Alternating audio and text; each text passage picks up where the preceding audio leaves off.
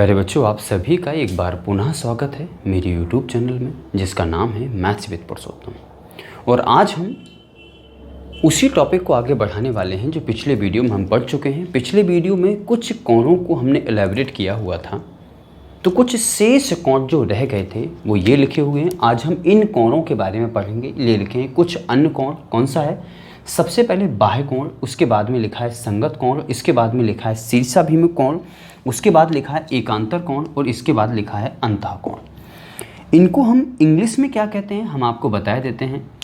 इसको हम इंग्लिश में एक्सटीरियर एंगल कहते हैं।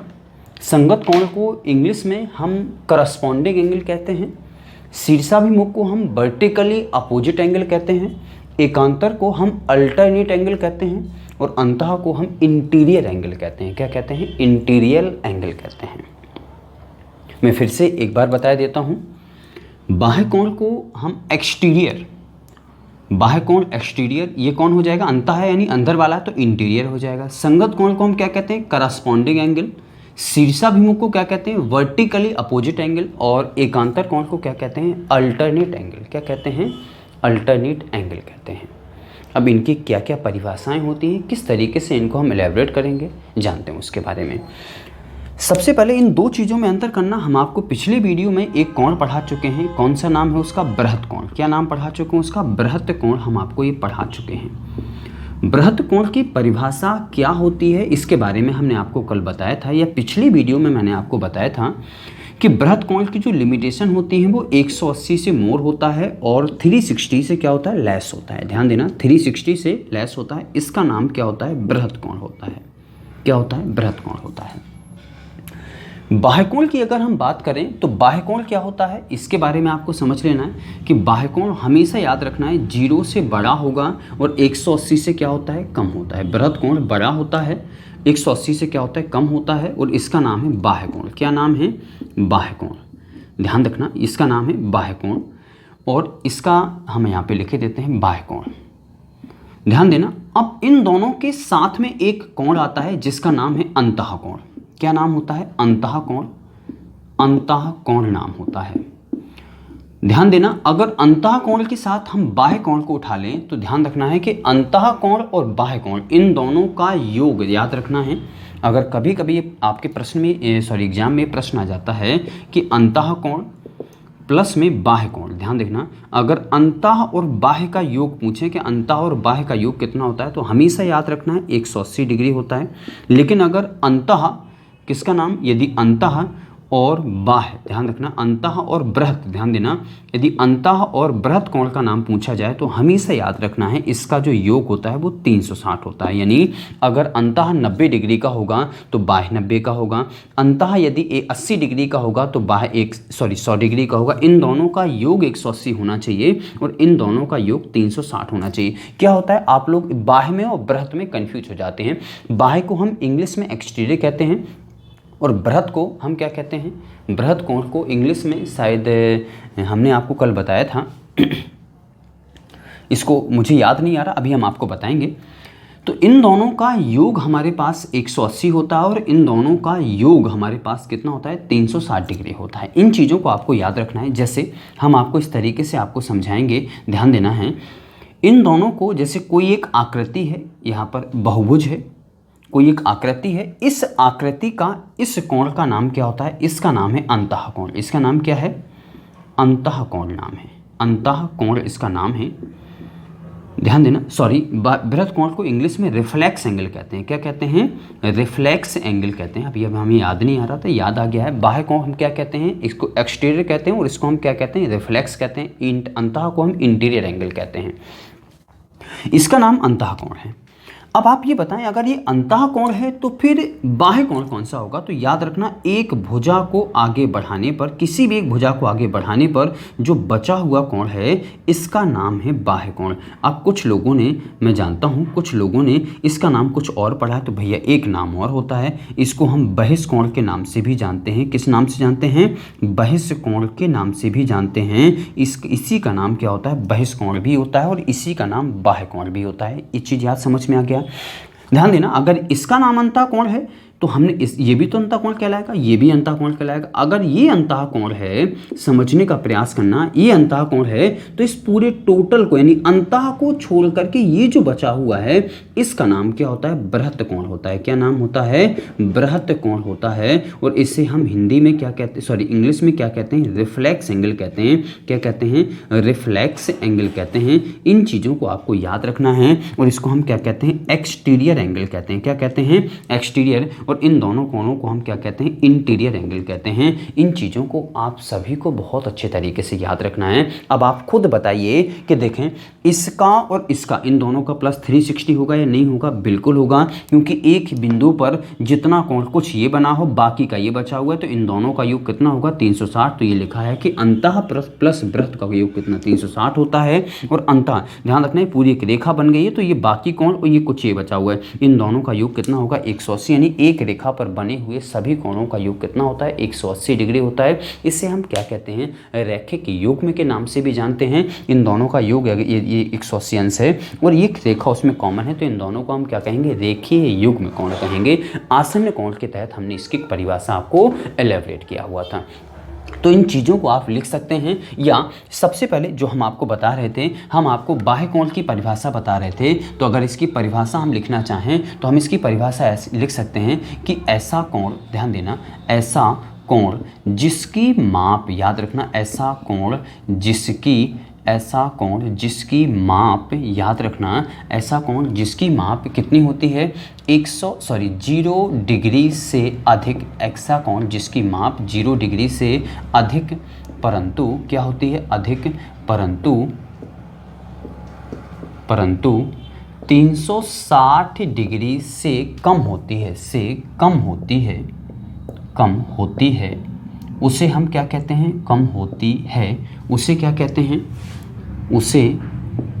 उसे क्या कहते हैं? बाह्य कोण कहते हैं। क्या कहते हैं? बाह्य कोण कहा जाता है। प्यारे बच्चों, हमने इसको आपको एग्जाम्पल के थ्रू एलेबरेट कर दिया है कि बाह्य कोण प्लस अंतः कोण, ध्यान देना, बाह्य प्लस अंतः का योग 180 अंश होता है, बाह्य प्लस बृहत् का योग 360 होता है। बाह्य को हम एक्सटीरियर कहते हैं, बृहत् को हम रिफ्लेक्स एंगल कहते हैं, अंतः को हम इंटीरियर एंगल, ये भी हमारा क्या होगा? Interior angle. हमने किसी एक आकृति में समझ लिया है कि अंतः का और प्लस बाह्य का योग, ध्यान रखना, बाह्य का नाम बहिष्कोण भी है, इसे हम बहिष्कोण के नाम से भी जानते हैं। ध्यान रखना, एक बहिष्कोण प्रमेय भी आपने पढ़ी होगी कि किसी त्रिभुज का एक भुजा बढ़ाने पर बना कोण शेष दो अंतः कोणों के योग के बराबर होता है। इसका नाम बाह्य कोण प्रमेय या बहिष्कोण प्रमेय के नाम से जानते हैं, या एक्सटीरियर एंगल थ्योरम के नाम से इसको हम जानते हैं बहुत अच्छे तरीके से। तो इन चीज़ों को आप सभी को बहुत अच्छे तरीके से प्यारे बच्चों याद रखना है। आपको जो भी कुछ लिखना हो आप लिख सकते हैं। हम बृहत् कोण की परिभाषा पिछले वीडियो में बता चुके हूँ, बाह्य कोण की परिभाषा इस वीडियो में बताई है। तो इन दोनों कोणों में हम दोनों कोणों को इसलिए साथ में लेकर आए हैं ताकि इन दोनों में अंतर समझ पाएं और इनकी लिमिटेशन लिखी है कि बाह्य कोण इन दोनों के बीच में होगा और बृहत् कोण इन दोनों के बीच में होगा। हमने दोनों की आपको लिमिटेशन बता दी हैं, आप लिख सकते हैं, या जो भी आपको करना है प्यारे बच्चों आप कर सकते हैं। फिलहाल हम बढ़ते हैं आगे, और आगे हमारा जो कोण है कौन सा है? नंबर 1 पे है संगत कोण। ध्यान रखना, नंबर जो 12 है वो कौन सा है? ये चारों के चारों कोण ध्यान रखना है, ये विशेष कोण कहलाते हैं या कुछ अन्य कोण कहलाते हैं। इनके बारे में हम आपको जानकारी देते हैं। क्या जानकारी है इनके बारे में? तो आपको अच्छे तरीके से समझ लेना है इनकी जानकारी। चलिए, ये कहाँ किस तरीके से बनते हैं मैं आपको वो भी बता दूंगा। चलिए, चारों के बारे में हम एक साथ आपको जानकारी दे रहे हैं, एक एक करके हम आपको जानकारी देंगे। फिलहाल एक फिगर उनका सभी का एक ही होगा। क्या हो इसकी जानकारी? चलिए देखते हैं। हम यहाँ पर लिख रहे हैं कि जब दो समांतर रेखाओं को एक तीसरी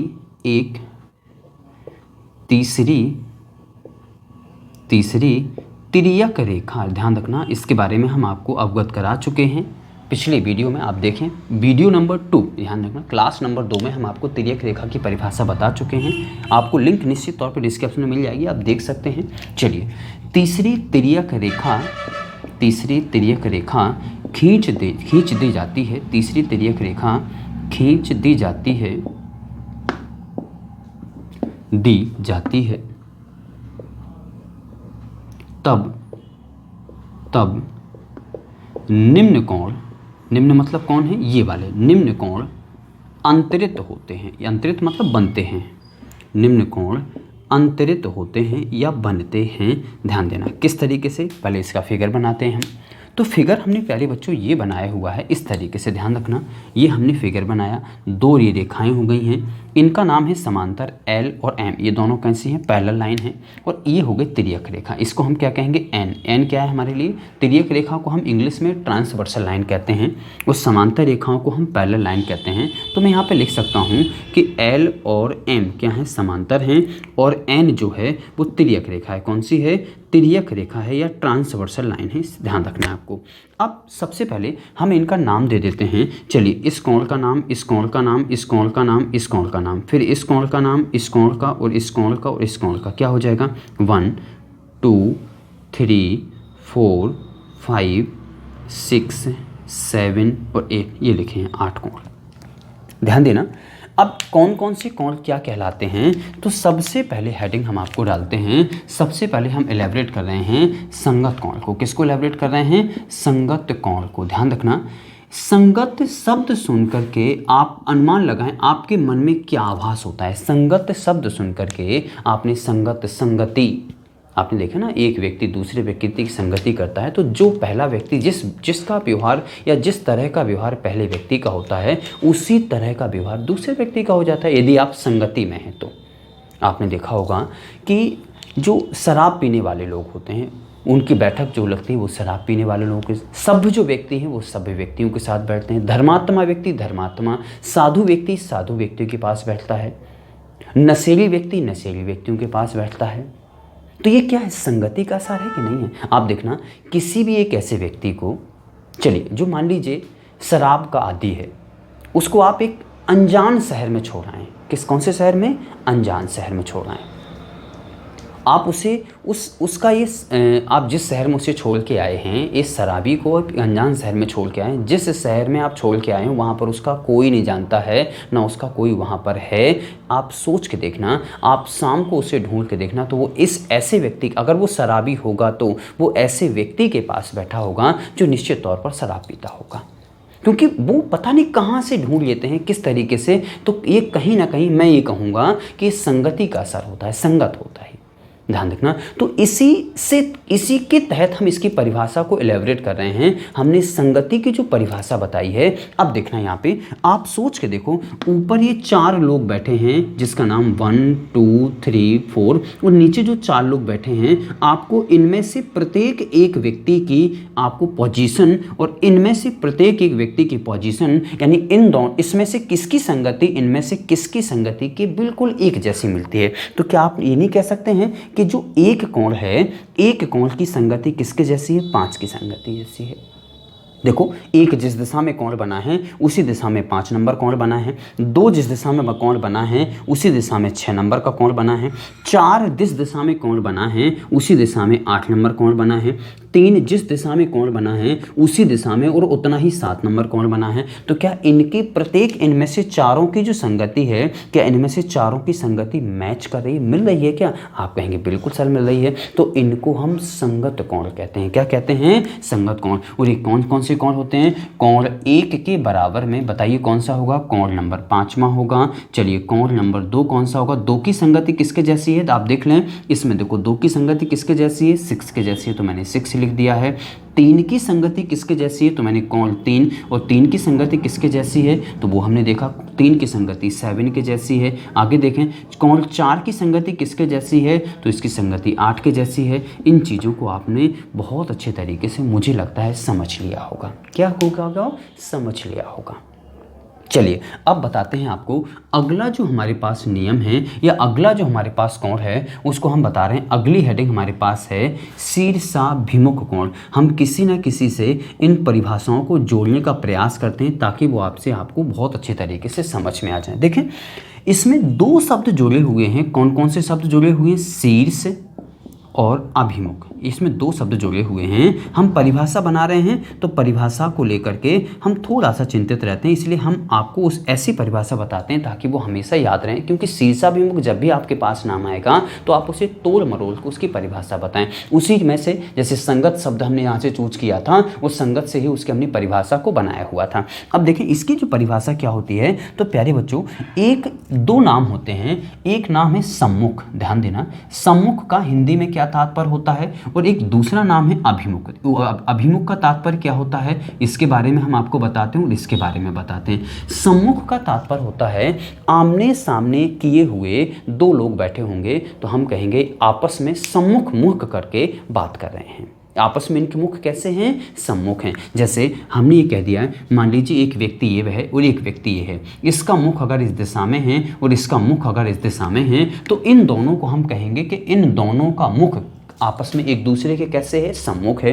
लेकिन अभिमुख को हम क्या कहेंगे, एक व्यक्ति ये है, एक व्यक्ति ये है, इसका मुख इस दिशा में है, इसका मुख इस दिशा में है, तो इन दोनों व्यक्तियों को हम क्या कहेंगे कि इन दोनों के जो मुख हैं वो कैसे हैं, अभिमुख हैं। अभिमुख मतलब क्या होता है, उल्टी दिशा में होता है। समझ पा रहे हैं? अब यहीं से आपको परिभाषा मिल जाएगी। कैसी परिभाषा मिल जाएगी, देखें शीर्ष, शीर्ष आप समझते हैं ना, शीर्ष को इंग्लिश में हम क्या कहते हैं, वर्टेक्स कहते हैं। क्या कहते हैं, वर्टेक्स कहते हैं। वर्टेक्स यानी हमारे पास कोना होता है, उसको हम वर्टेक्स कहते हैं, ध्यान देना। तो आप ये बताइए इस वर्टेक्स से एक कोण हम इस तरफ बना दें ऐसा, और इस वर्टेक्स से हम एक कोण ऐसा बना दें, तो आपको नहीं लग रहा है कि इस शीर्ष से, अगर इस शीर्ष है तो इस शीर्ष से एक इस तरफ कोण बना है, एक इस तरफ कोण बना है, इस कोण का मुख इस दिशा में है, इस कोण का मुख इस दिशा में है, तो देखें क्या इनको हम अभिमुख कह सकते हैं, और शीर्ष से ये अभिमुख है तो इसलिए इसका नाम क्या है, शीर्षाभिमुख कोण है। यानी शीर्ष से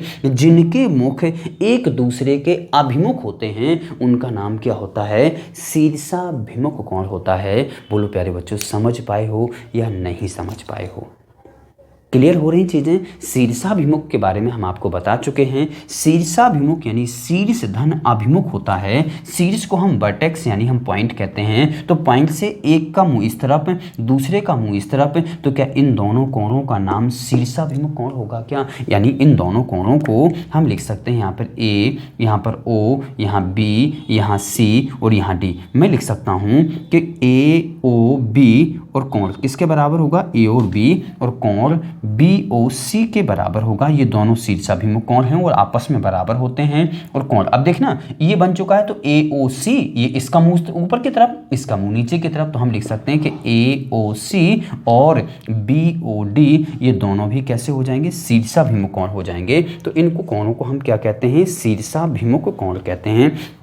अब यदि हम परिभाषा से लिखना चाहें तो परिभाषा से कौन कौन से शीर्षाभिमुख कोण होंगे, तो आप देख रहे हैं क्या कि एक का मुंह और तीन का मुंह अभिमुख है, और देख सकते हैं एक दूसरे के वर्टेक्स से जुड़े हुए हैं, तो हम क्या कह सकते हैं कि शीर्षाभिमुख कोण कौन से होंगे, कोण एक बराबर में कोण तीन आपस में बराबर होते हैं। देख लीजिए कोण एक इस तरफ मुंह है, कोण तीन इस तरफ मुंह है और वर्टेक्स से जुड़े हुए हैं, तो मैं क्या कहूँगा कि शीर्ष से एक का मुंह इस तरफ है, एक का मुंह इस तरफ, इसलिए हम दोनों कोणों को क्या कहेंगे, शीर्षाभिमुख। और देखें दो को और चार को भी शीर्षाभिमुख कहेंगे, तो कोण दो बराबर में कोण कौन सा होगा, चार। आगे चलें, फिर यहाँ देख लीजिए इस वर्टेक्स से कोण ये 5 और कोण ये 7, तो मैं क्या लिखूंगा कि कोण 5 बराबर में कोण कैसा है, कोण 5 बराबर कौन होगा, कोण 7 होगा। आगे चलें कि कोण 6 और कोण 8, मैं लिख सकता हूँ कि कोण जो 6 होगा वो किसके बराबर होगा, कोण 8 के बराबर होगा। इनको सभी को कौन सा कोण कहा जाएगा, शीर्षाभिमुख। इन सभी को क्या कहा जाएगा, संगत कोण। हमने काफ़ी कोशिश की है कि उनकी परिभाषाओं को आपको याद ना करना पड़े, किस तरीके से उनके नाम से ही उनकी आप परिभाषाएं किस तरीके से बनाएं, तो मैंने पर्याप्त कोशिश की है आपके प्रति। आप इनको लिख सकते हैं या स्क्रीनशॉट ले सकते हैं, जो भी आपको करना हो। चलिए जो आपको करना हो जल्द से जल्द करें। फिलहाल हम बढ़ते हैं अगली परिभाषा की तरफ, और अगली परिभाषा हमारे लिए क्या है वो महत्वपूर्ण है। दो परिभाषाएं बची हुई हैं। पहली का नाम है एकांतर कोण, पहली परिभाषा का नाम क्या है, एकांतर कोण, और अगली परिभाषा का नाम हमारे पास क्या है, अंतः कोण। इनको हम देखते हैं। चलिए देखते हैं।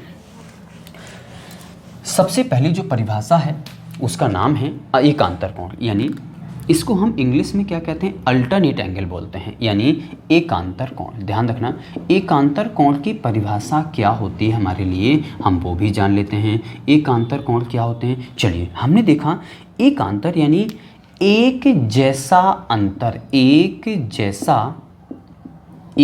जैसा अंतर जहाँ पर होता है, एक जैसा अंतर जहाँ पर होता है उनको हम क्या कहते हैं, एकांतर कोण कहते हैं।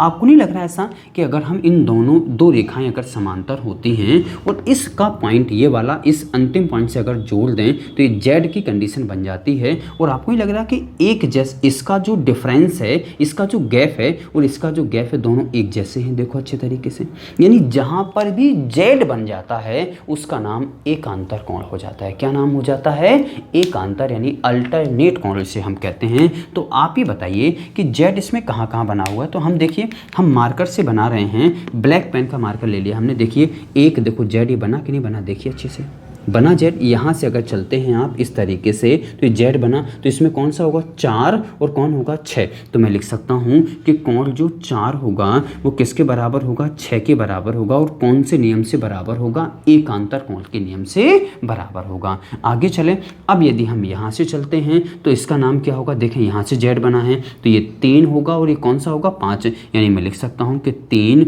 और कोण 5 के बराबर कौन सा कोण होगा, इसको भी हम क्या कहेंगे, एकांतर कोण। और किस नियम से, इस नियम से हम ये दोनों आपस में कैसे होते हैं, बराबर होते हैं। इन दोनों कोणों को क्या कहा जाता है, एकांतर कोण कहा जाता है, या अंतः एकांतर कोण भी बोलते हैं, यानी अल्टरनेट इंटीरियर भी बोलते हैं इनको। तो इन चीज़ों को आप सभी को याद रखना है। अब देखते हैं, केवल आ गया अंतः कोण। तो अंतः कोण क्या कहलाते हैं, हमने यहाँ पे लिखा परिभाषा जो हमारे पास अगली है उसका नाम है अंतः कोण। अंतः कोण हमारे लिए क्या कहलाते हैं, इंटीरियर एंगल। तो अंतः कोण आप देख रहे होंगे उस फिगर में, ध्यान देना, अंतः मतलब अंदर अंदर के। तो अंदर अंदर के कोण कौन से हैं, ये दोनों भी होते हैं और ये दोनों भी है, मतलब इन 4, 3, 4, 5 और 6 इन कोणों को हम क्या कहेंगे, अंदर वाले कोण। और 1, 2 और 7 और 8 इनको क्या कहेंगे, हम बाहर वाले कोण कहेंगे। तो हम क्या लिख सकते हैं कि एक ही ओर के, यानी एक ही ओर के दो अंतः कोण, एक ही ओर के दो अंदर वाले कोण जिनका योग 180 होता है, जिनका योग 180 डिग्री होता है, जिनका योग 180 डिग्री होता है, 180 डिग्री होता है, उन्हें क्या कहते हैं, उन्हें क्या कहते हैं, अंतः कोण कहते हैं। क्या कहते हैं, अंतः कोण कहते हैं। और ध्यान रखना, अंतः कोण एक ही ओर, ध्यान देना। अब एक ही ओर के कौन है, या तो आप 4 इस तरफ के ले लीजिए या आप उस तरफ के लीजिए। तो इस तरफ कौन कौन है, 4, 5 है। उस तरफ कौन कौन से हैं, 3 और 6 हैं। तो मैं लिख सकता हूँ कि 4 कोण 4 होगा और कोण 5 होगा। इन दोनों का योग कितना होना चाहिए, 180। तो ये दोनों कैसे कहलाएंगे, अंतः कोण। और यहाँ पर देखो उस तरफ के कौन कौन से हैं, कोण 3 और प्लस में कोण 6, इन दोनों को क्या कहेंगे हम, अंतः कोण। ध्यान रखना, इसे हम क्या कहते हैं, समांतर चतुर्भुज नियम भी कहते हैं। क्या कहते हैं, समांतर चतुर्भुज, इसे हम क्या कहते हैं, समांतर चतुर्भुज नियम भी कहते हैं, समांतर चतुर्भुज नियम भी कहते हैं। ये समांतर चतुर्भुज नियम के अनुसार भी आते हैं। इस चीज़ को आप सभी को याद रखना है। ये समांतर चतुर्भुज नियम या अंतः कोण कहलाते हैं। तो प्यारे बच्चों, आप ये बताइए कि आपको चीज़ें कितनी समझ में आई। पहले आप फिर आपसे मुखाबित होते हैं, तो पहले आप इसको स्क्रीनशॉट या जो भी कुछ आपको लिखना है आप लिख सकते हैं, फिर आपसे मुखाबित होते हैं हम। तो लिख सकते हैं, स्क्रीनशॉट ले सकते हैं। फिलहाल बढ़ते हैं हम आगे और आगे की प्रक्रिया को आपको समझाते हैं। ध्यान रखना, तो आज जो हमने कोण पढ़ाए हैं प्यारे बच्चों, इन सभी कोणों को आप सभी को पहले तो याद रखना है। और सबसे महत्वपूर्ण बात है कि कोणों की जितनी परिभाषाएं होती मैं आपको बता चुका हूं। कोण कितने प्रकार के, लगभग हम आपको 15 प्रकार के, 10 प्रकार के पिछले वीडियो में हम आपको बता चुके थे। और 5 कोण ये हैं, लगभग हम आपको 15 प्रकार के कोण हम आपको बता चुके हैं। तो लगभग कोण कंप्लीट हो चुके हैं और अगली वीडियो में हम इनसे संबंधित क्वेश्चनों के बारे में पढ़ेंगे। अगली वीडियो में हम इनसे संबंधित रेखाओं और कोण से संबंधित हम क्या पढ़ेंगे, क्वेश्चन पढ़ेंगे। इसके बाद में त्रिभुज पढ़ाएंगे, उसके बाद चतुर्भुज पढ़ाएंगे, उसके बाद वृत्त पढ़ाएंगे, उसके बाद आपको बहुभुज पढ़ाएंगे। इतनी सारी पोर्शन है ज्यामिति में। ज्यामिति किसी एक व्यक्ति विशिष्ट टॉपिक का नाम नहीं होता है। 3, 4, 5 टॉपिक मिला करके जो नाम बना है उसका नाम क्या है? ज्यामिति है। तो आप सभी को इन चीज़ों को याद रखना है और कितना ये समझ में आया है ये मुझे आपको ज़रूर बताना है कमेंट के माध्यम से। और फ्री में वीडियो नहीं देखना है। आपका जो कर्तव्य है मेरे प्रति आपको करना होगा, मेरा जो कर्तव्य है आपके प्रति मैं निश्चित तौर पर आपके साथ कर रहा हूँ। तो आप सभी का वीडियो देखने के लिए ढेर सारा धन्यवाद। मिलते हैं अगले लेक्चर में और ढेर सारे इस टॉपिक के क्वेश्चनों के साथ।